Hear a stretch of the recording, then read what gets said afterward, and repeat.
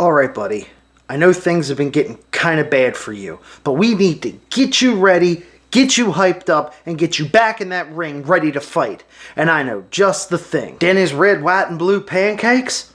You know what they taste like? What do they taste like? America? No. Okay, what did almost every hero in an 80s movie need to get them back over the top? Cocaine? No. A montage. Oh, a montage. Yeah, I was gonna say that fifth, but I think you need something a little stronger than that. A Denny's cocaine montage. But since it's so close to St. Paddy's Day, I think you need an Irish-themed montage.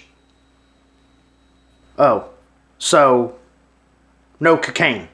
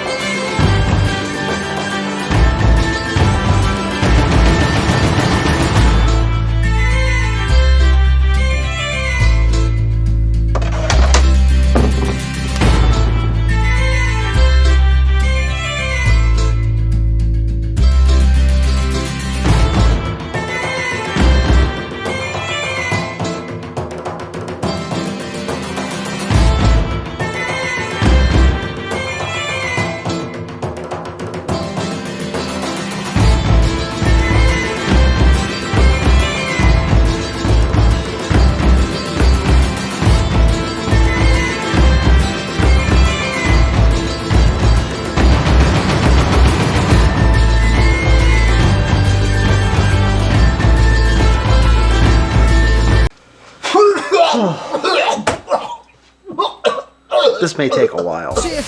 Yeah. Yo, what's up, Jay? What it is, Steely. Glad you're back, dog. Oh, so you wanna roll with Steely Mo? The only dude on the mic with a killer flow. He get his dough when they all wanna kill him slow, but he gon' take you for a ride. So here we go. Oh, so you wanna roll with Steely Mo? The only dude on the mic with a killer flow. He get his dough when they all wanna kill him slow, but he gon' take you for a ride. So here we go. Oh, so you wanna roll with Steely Mo? The only dude on the mic with a killer flow. He get his dough when they all wanna kill him slow, but he gon' take you for a ride. So here we go. Yeah. Thanks, Jay. Hey guys, and welcome back to Steely's Corner. This is episode 7, Luck of the Irish-ish. In this episode, we're going to take a look at some wrestlers that carry the Celtic cross. We're also going to pop in on the boss. We're also going to take a look at some Irish-born actors who have either been or against a hero, but also starred in a couple good horror flicks, in a segment I like to call Heroes and Horror. And finally, what other horror movie could I possibly do for this evergreen holiday? Steely boy, that's right, I could only be reviewing the Leprechaun. What are you doing here? I'm here to help you with the show, since you don't know absolutely anything about being Irish. Huh. Luckily, I'm an expert. Well, just kind of smells like you've, had a couple. But for instance, you didn't even start the show off with an Irish jig. Okay, well, you do got me there. Don't worry, got you covered. Oh, that night you said my wife was fat. I knocked you down and shit in your hat. Away the time we go, away, coming away for air, moving the time a lawyer. Also, I figured I'd educate all these fine people on some Irish slang terms. You know, sprinkled in the show. Jesus, okay, whatever you say, EP. Well, don't call me by that. Call me by my Irish name. McGroin. McGroin? That's it? No. First name, Pat. Pat McGroin? Dude. Okay. Get. Anyway, make sure you hit that like button, smash that subscribe button, and share this video so we can help geek culture come to life. Let's get down to it. Hey kids, Uncle Ed Pool here with a lesson in Irish slang terminology, so you can spit with the best of them this St. Paddy's Day. First Irish slang word, idjit. It's almost a phonetically way to sound out the word idiot, with some Blarney Stone spice and flair thrown on it. You idjit. We all know wrestling has been around for a very long time, and as it's traveled over the globe, it's adopted itself into the many different cultures that it's touched. Here in the States, we have larger-than-life, almost cartoonish supermen of unbelievable strength. In Japan, a shoot style of hard-hitting brawling known as strong style reigns supreme. Mexico has their mask-wearing, high-flying lucha libre style. In the UK, they've got catch-can wrestling. And over in Canada, they've got some of the best technicians and storytellers that have ever graced our rings. But in Ireland, it was a little bit different. It was basically bare-knuckle boxing mixed with a couple of slams and chokeholds. But that brutalizing, dominant style made its way over to some of the grandest stages in wrestling history. And today, we're going to talk about some of them. This is Wrestler Spotlight, Celtic Warriors. Fit Finlay. The Belfast Brawler may have been the first Irish bruiser that most of us became accustomed to seeing on our televisions, and although he never ever won the big one in any of the promotions he's been in, that never meant he was an easy task to take down. A one-time United States champion for WWE, a television champion for WCW, and hardcore champion, Finlay has spent the last 2 decades backstage helping to shape and mold the future stars of tomorrow.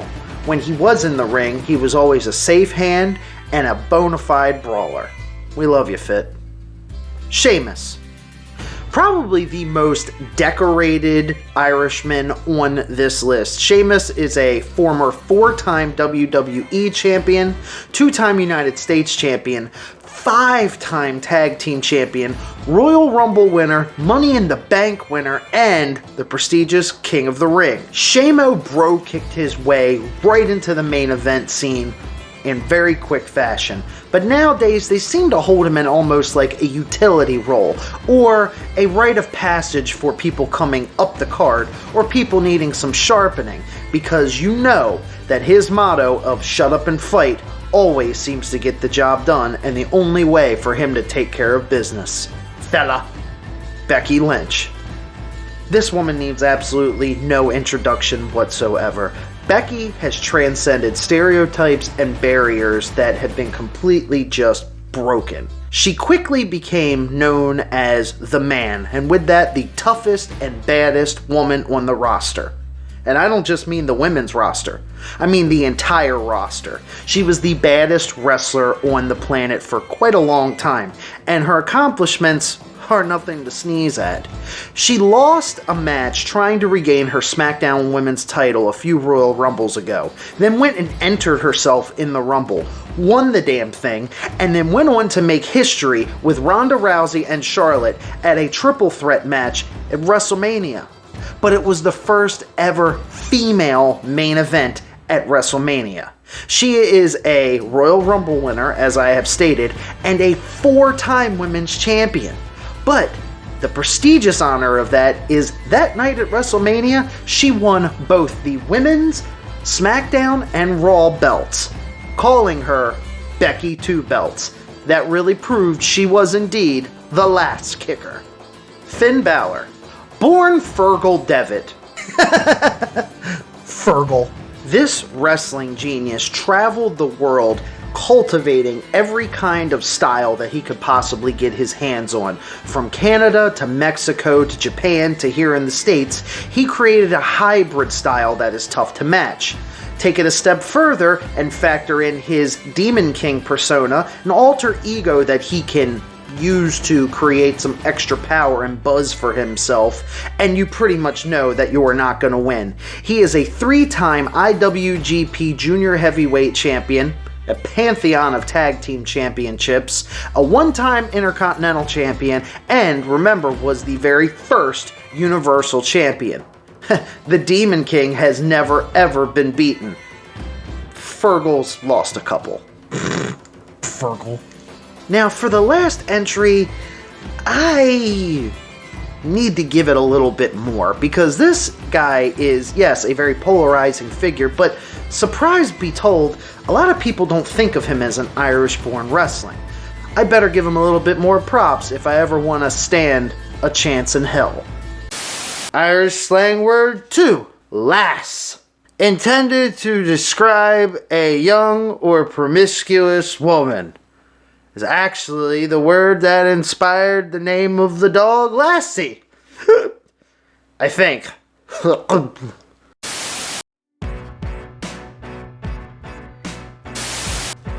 He's the boss. He's the chairman. He's the higher power? It's me, Austin! Oh, son of a bitch! What? It's me, Austin! It was me all along, Austin! Vincent Kennedy McMahon, you're fired! I got balls the size of grapefruits. And now that I got that out of my system, let's talk about this genetic jackhammer. Old Vinnie Mac here inherited the WWF from his father, Vince Sr. After rechristening it the WWF and then later the WWE after he lost a fight to a panda.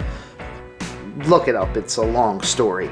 He quickly started growing one of the biggest commercial wrestling companies in the entire world, and for a long time, it stayed unchallenged as the #1 apex for a wrestler. This was the end goal, to make it to the WWE, and this was the man that you had to impress.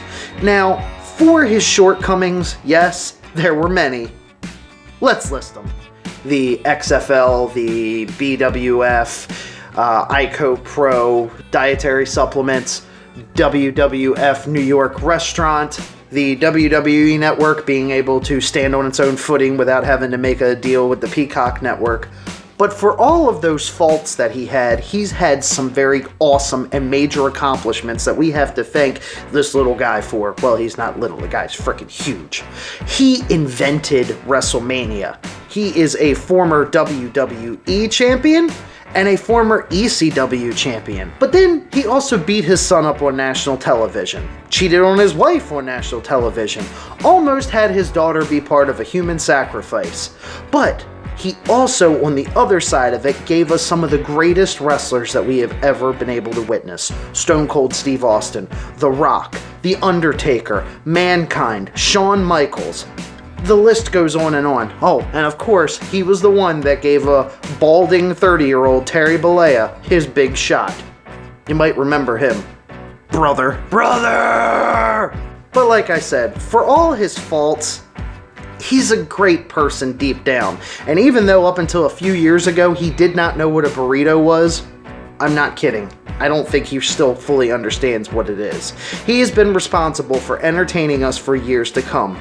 He may have gotten a little out of touch in his older years, and we are basically counting down the days until Shane and Stephanie and Triple H take over the company in full. But we all have to admit that a little piece of us deep down will know that things will never be the same once Vinnie Mac steps down. You're a crazy old bastard, but we love you, Vinnie. Irish slang word number 3. We. A word to describe something or someone that is tiny or small. Like Steely's brain. Big budget hero movies and horror movies seem to be the farthest things from each other. But in all reality, these actors prove that they could do both. Sometimes hero, sometimes villain, sometimes monster. But any way you slice it, it always almost ends up being entertaining. So to continue with our Irish theme, I present to you guys a new segment called Heroes and Horror. Irish edition. Colin Farrell. This horrible boss seemed to be the only person on the set of the superhero movie flop, Daredevil, that was having any kind of fun. Captain Eyebrows over here played the villainous Bullseye, a supervillain that never missed. But unfortunately, Colin here missed on his next role, as he played Jerry the Vampire in the 2011 remake of Fright Night. It sucked. Pun intended. Gabriel Byrne. This usual suspect actually played a hero in a horror movie, so you can check that one off the list. In Stigmata, Gabe plays a priest that has conflicts with his faith and must put that faith to a test in order to save Patricia Arquette's character from receiving the wounds of the stigmata, blessed on her by the Lord to try to save her from her body being possessed by the devil himself. But then in End of Days, Gabriel flips the script and actually plays the devil himself, going against a drunk and suicidal Arnold Schwarzenegger. Gabe pisses fire. It's freaking awesome. Pierce Brosnan. Old Remington Steele here once played a man trying to save his girlfriend's family from her deranged ex-husband, who was disguising himself to enter his ex-wife's home to spy on her and her every move in an attempt to win his children back. I just described the plot of Mrs. Doubtfire. All jokes aside though, old Woolchest here faced down a cybernetic psychopath in the virtual reality horror movie The Lawnmower Man. And of course we can't not mention his hero role because he's played Britain's top man 4 times as Bond, James Bond. Some good, some bad, and some had Denise Richards in it. I'm not really sure where that falls in the category. But if you want to see Pierce Brosnan in horror in its true and purest form, listen to him sing ABBA. When you're gone, that's right, how can I carry on? Cillian Murphy. Being one of the only characters to appear in all 3 installments of Christopher Nolan's Dark Knight trilogy, Cillian here played Dr. Crane and his alter ego, the Scarecrow. But moving over to the horror side of things, he played an airborne psychopath in Wes Craven's Red Eye, and also, of course, saved the girls from flesh-eating zombies at the end of 28 Days Later. But this is all in his mind. This is just a dream.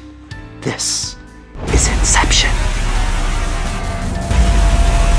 And finally, Liam Neeson.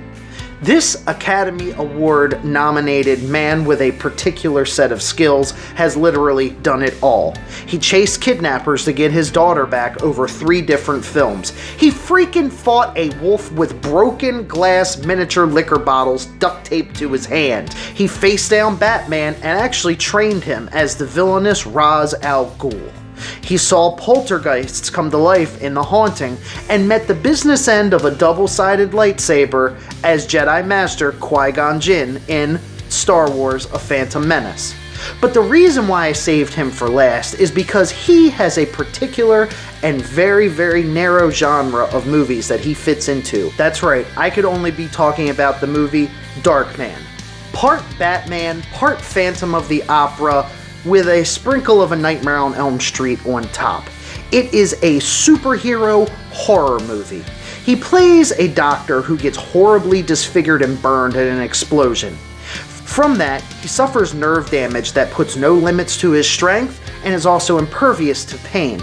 It also left him mentally insane. He has to use liquid skin to disguise himself to try to get back at the men that tried to murder him, but the skin only lasts for 99 minutes. It is a wild ride. Directed by famed superhero and horror movie director Sam Raimi, it is camp and horror all mixed into one. We even get the obligatory Bruce Campbell cameo. Check it out. It's worth a watch. He even fights the guy that plays Dr. Giggles. But that, my friends, is a story for another episode. And finally, Irish slang word number 4. 4. Shillelagh. Word to describe an old-fashioned Irish walking stick sometimes used for fighting. Also, in other circles, it is used to describe one's manhood. So let's take everything we learned today and put it in a sentence. You idiot! That lass has more than a wee shillelagh. Ha! I think I just got us banned in Ireland.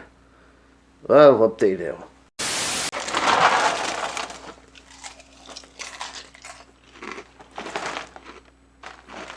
Well, in 1993, writer-director Mark Jones gave us a very memorable holiday-themed movie that our older brother would make us watch when he came home drunk from a bar every St. Patrick's Day, and wanted you to wake up and sit down and watch this with him as he made pizza rolls and slapped his lips together inside of your ear. And since his name was Patrick, you started getting even more pissed off at the fact that he got 2 holidays, his birthday and St. Patrick's Day, and it just boiled you and got under your skin that he gets celebrated twice and you only get celebrated once. And wait, that's just me? Sorry. I'm talking about... I'm the Leprechaun! The luck of the Irish is being packed and shipped to a little town in South Dakota whose luck may have just run out.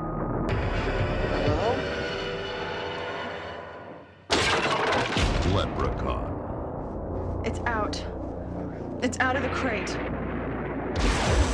This cheesy, goofy, early 90s horror comedy is absolutely awesome. It's one of those so bad it's good movies. The story revolves around, in the beginning, a man who just returned from Ireland and ran into a and stole the leprechaun's 100 gold coins. Returning home, he finds the half-pint horror waiting in his basement after he had just got done murdering the old man's wife. With some clever trickery, the old man lures Mr. Magically Delicious here into a wooden crate, nails it shut, and covers it with the leprechaun's one weakness, a 4-leaf clover. Seriously? A leprechaun's weakness is a 4-leaf clover?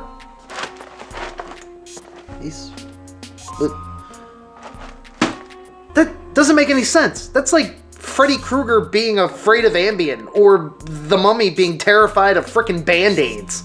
Almost a decade later, the house that the leprechaun is trapped into gets rented out by the Redding family, led by a very young Jennifer Aniston. And apparently this is before she took acting lessons, because she was the most 90s stereotype airhead that I had ever seen. The cast also includes Mark Holton. You know, Francis from Pee-wee's Big Adventure. I got it, Pee-wee! His goofy ass knocks the clover off of the box and unleashes the little buckle-shoot bastard.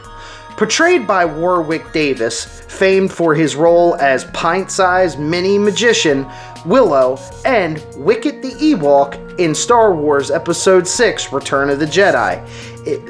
Wait a minute.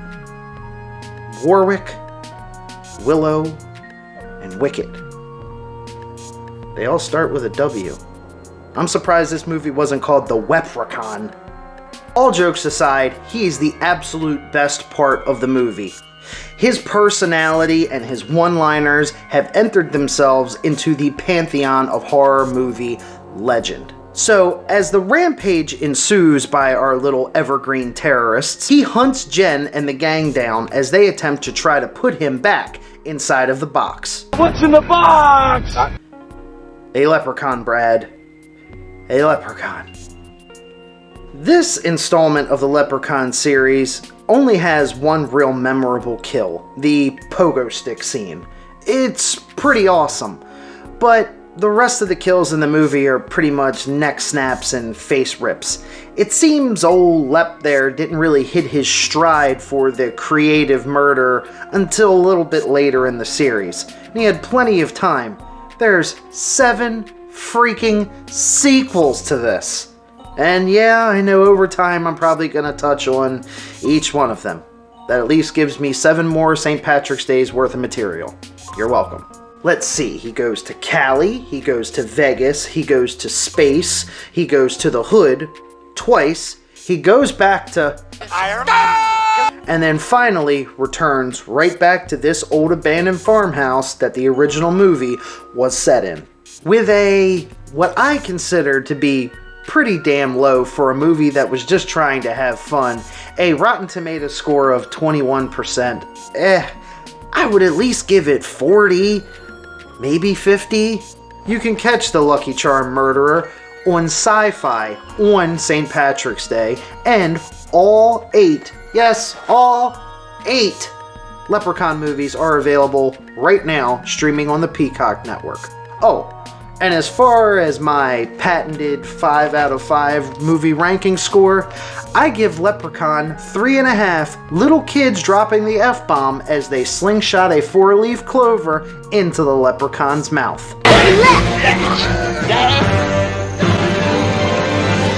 You Lucky Charms. Out of 5.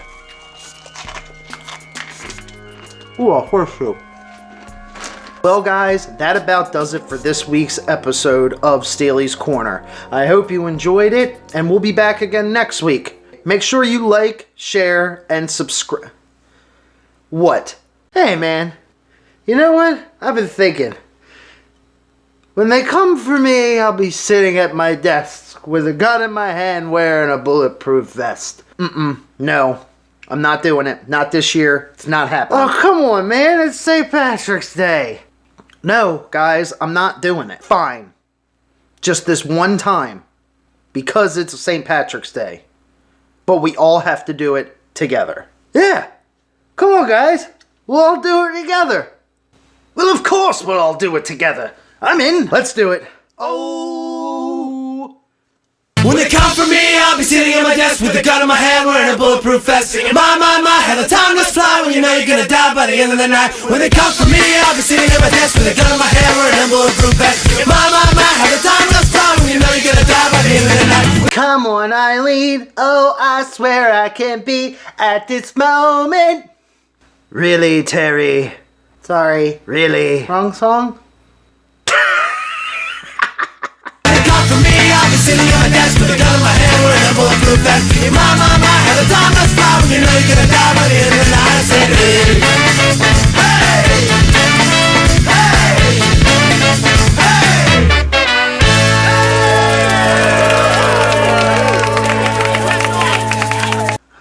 Like, share, and subscribe, guys. We'll see you next week. Woo!